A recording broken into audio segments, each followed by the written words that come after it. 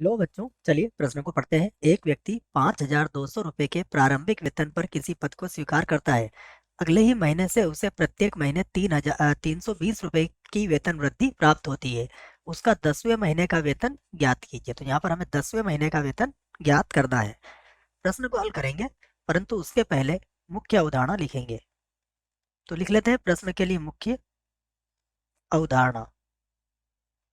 मुख्य अवधारणा में हम प्रश्न को हल करने के लिए जिस सूत्र का प्रयोग करेंगे बच्चों, वो मैं लिखने वाला हूँ। प्रश्न को पढ़ने से पता लगता है कि यह एक समांतर श्रेणी से संबंधित प्रश्न है। तो समांतर श्रेणी का जो एनवा पद का सूत्र होता है वो हमें याद रखना है। ये होता है एन बराबर ए प्लस एन माइनस एक डी।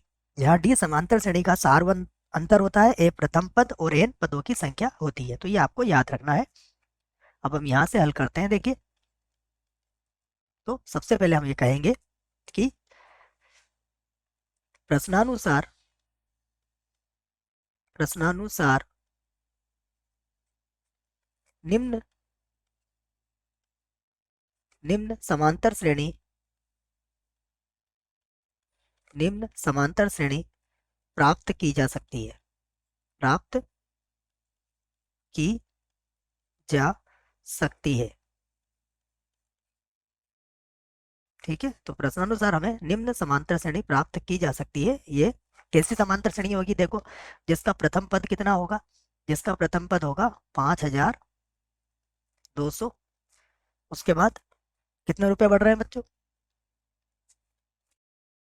320 रुपए। तो 5,200 प्लस 320 रुपए, फिर कॉमा, अगला पद हो जाएगा 5,200 प्लस 2 गुणा 320। ठीक है, और इसी प्रकार इसके आगे पद होंगे। और कितने पद चाहिए हमें? इसमें इसमें 10 पद होंगे बच्चों। 10 पद, 10 पदों की हमें आवश्यकता है।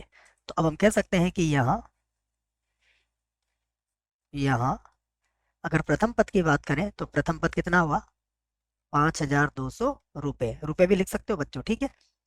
अन्यथा अभी हम जब प्रश्न का उत्तर देंगे तब रुपये में हमारा उत्तर देंगे। तो ए का मान तो इतना हो गया। देखिए, चाहे तो रुपये लिख भी सकते हो आप इस प्रकार से। उसके बाद डी बराबर कितना हो जाएगा? 320 रुपये। ये आपका डी हो गया, अर्थात सारवंतर हो गया। आपको पदों की संख्या की बात करें तो एन बराबर कितना हो गया? 10 हो गया। तो हम सूत्र लगा देते हैं यहाँ पर। तो अब हम जानते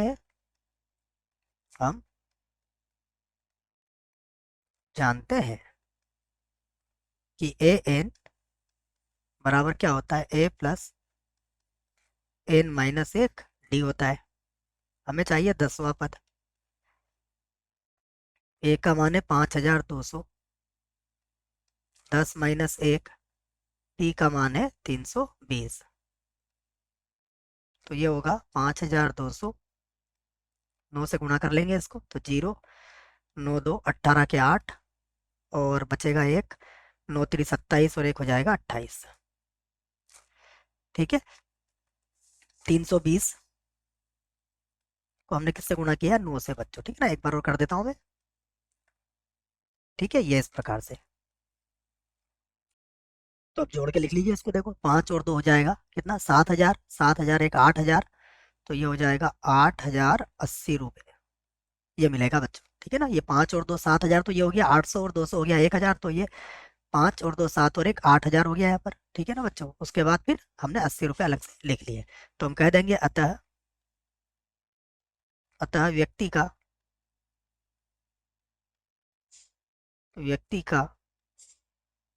10वें 10वें महीने का वेतन, ये पूछा गया ना, एक बार और पढ़ लेते हैं सवाल को। 10वें महीने का वेतन, जी हाँ, 10वें महीने का वेतन। चाहे तो बच्चों जैसा प्रश्न ने लिखा है वैसा लिख लेते हैं आप। ठीक है ना, 10वें इस प्रकार से भी लिख सकते हो आप। 10वें महीने, ठीक है ना, महीने महीने का का वेतन कितना हो जाएगा? 8,080 रुपये होगा। और यही हमारे प्रश्न का उत्तर भी है। मुझे आशा है बच्चों प्रश्न का उत्तर समझ में आया होगा। धन्यवाद।